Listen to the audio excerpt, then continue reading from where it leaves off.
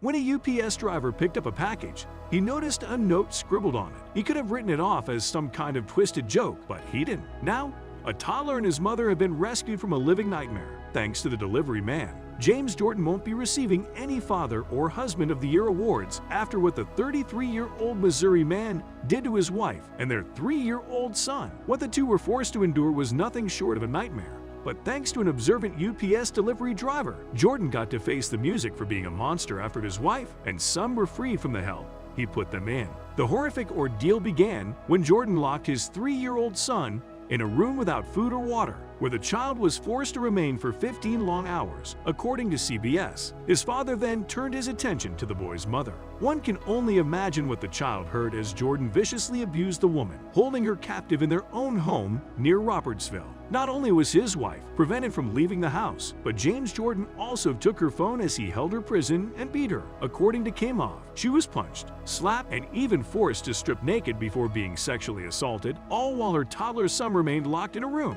likely terrified to hear the abuse occurring on the other side of the door. The woman knew she had to escape her husband's clutches, but she didn't have many options.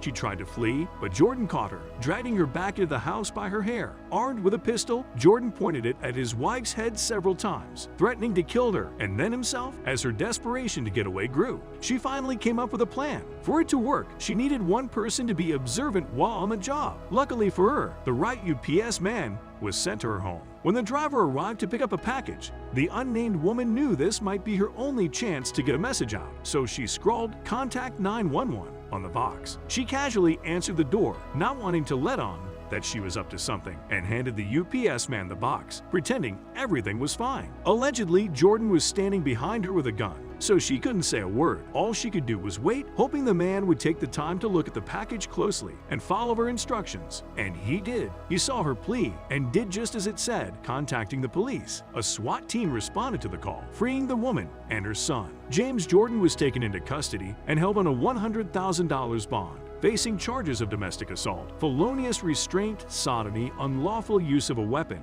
and endangering the welfare of a child. The unnamed UPS driver was rightfully credited with helping to save the lives of Jordan's victims after his call led to the rescue. He made a huge difference. Franklin County Sheriff's Department Sergeant TJ Wild said, "We are grateful this UPS driver with more than a decade of service followed protocol when he saw a customer in distress and contacted authorities after he saw her message to contact 911. UPS said in a statement as they also praised their driver, and that praise is warranted because this was about more than just making a call. It was about being aware of what's happening around you.